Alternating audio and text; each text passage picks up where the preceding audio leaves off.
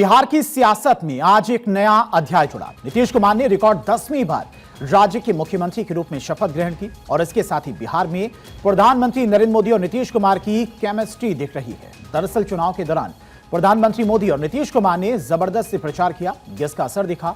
चुनाव में एनडीए को 243 में से 202 सीटें मिली और बीजेपी सिंगल लार्जेस्ट पार्टी बन गई। और आज नीतीश कुमार और उनके मंत्रियों ने शपथ ली। इस ऐतिहासिक अवसर को जो बात सबसे खास बनाती है वो है मंत्रिमंडल में नजर आई अभूतपूर्व सामाजिक एकजुटता।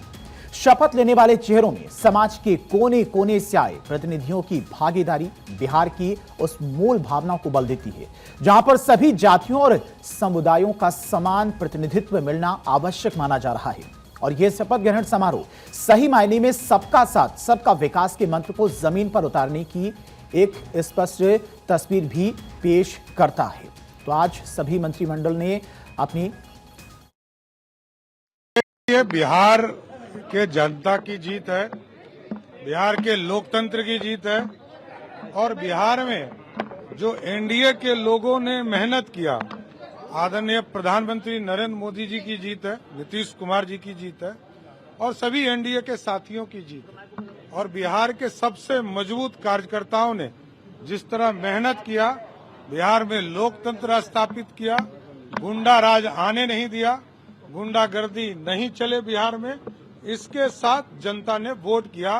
और मैं विशेष तौर पर बिहार की महिलाओं को धन्यवाद देता हूं, जिन्होंने लोकतंत्र में बढ़ चढ़कर बिहार में मतदान करने का काम किया। डबल इंजन की सरकार हमारे प्रधानमंत्री मोदी जी और बिहार के मुख्यमंत्री नीतीश जी पर जनता ने जो विश्वास व्यक्त किया, अपार बहुमत की जनादेश जो मिला है, ये विकास की रफ्तार को विकसित बिहार बनाने का एक सकारात्मक पहल का शुरुआत है और निश्चित तौर पर हर बिहारी गौरवान्वित महसूस करेगा। अगला 5 साल कैसा होगा औद्योगिक क्रांति के दृष्टिकोण से, निवेश के दृष्टिकोण? निश्चित तौर पर हमने बता दिया कि जहां खुद प्रधानमंत्री ने और मुख्यमंत्री ने संकल्प लिया है विकास की रफ्तार बढ़ाने का, तो हर बिहारी गौरवान्वित होगा। और बिहार की जनता को मैं आभार व्यक्त करते हैं, धन्यवाद भी देते हैं कि आपने जिस विश्वास के साथ कदम बढ़ाया है वह विश्वास को मजबूती प्रदान करेंगे।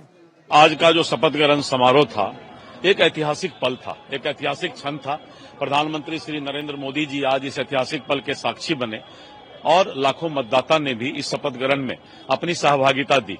ये शपथ ग्रहण समारोह जो है हमारे लिए विकसित बिहार के सपना को पूरा करने के लिए चुनौती है। कानून के राज में बिहार विकास करेगा, ये सरकार की प्राथमिकता है।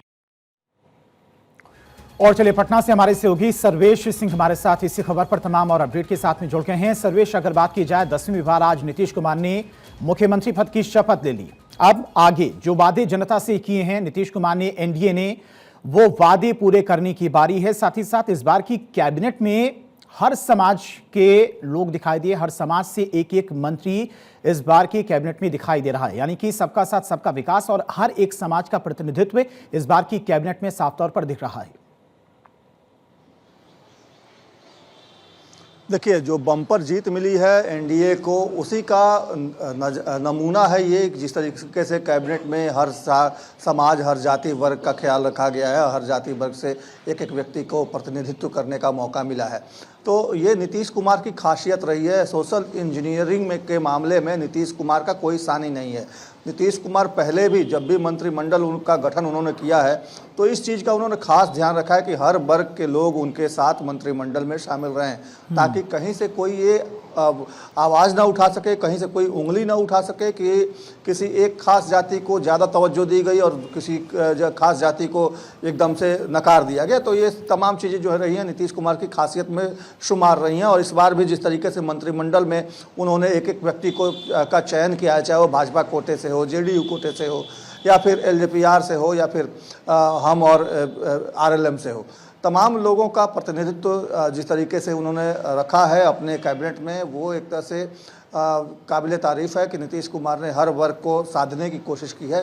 क्योंकि जिस तरीके से इस बार के चुनाव में जाति धर्म का जो बैरियर था वो टूट गया, लोगों ने सीधे तौर पे विकास और विश्वास पे मतदान किया और यही वजह है कि 202 विधायक एनडीए के जीत कर आए।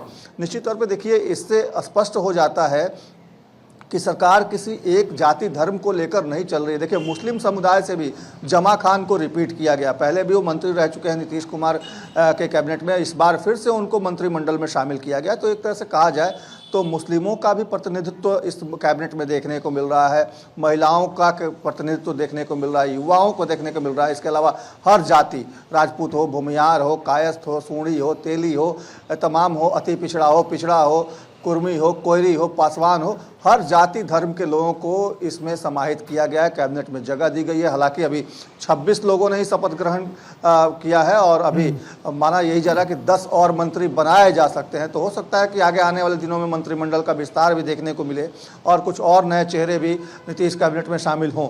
लेकिन फिलहाल जो 26 लोग इस कैबिनेट में शामिल हैं, उनको अगर देखिएगा आप तो साफ समझ में आता है कि किस तरीके से एक एक वर्ग का ख्याल रखा गया है। धीरेन्द्र, सर्वेश, मंत्रिमंडल की बात की जाए, 26 में से 14 लगभग बीजेपी के कोटे से मंत्री बनाए गए, यानी कि एक बात तो साफ है कि इस बार की बिहार सरकार में बीजेपी का प्रतिनिधित्व ज्यादा रहेगा, जोर ज्यादा रहेगा। जैसा कि कहा भी जाता है कि जिसकी जितनी भागीदारी उसकी उतनी हिस्सेदारी, और इस बार सिंगल लार्जेस्ट पार्टी भी बीजेपी बनी है बिहार में, तो सबसे ज्यादा उसी की कोटे से मंत्री बने। हालांकि मुख्यमंत्री नीतीश कुमार है, लेकिन डिप्टी सीएम विजय सिन्हा की बात करें, सम्राट चौधरी की बात करें, लगभग 14 कैबिनेट मिनिस्टर पहली कैबिनेट में बीजेपी के हैं।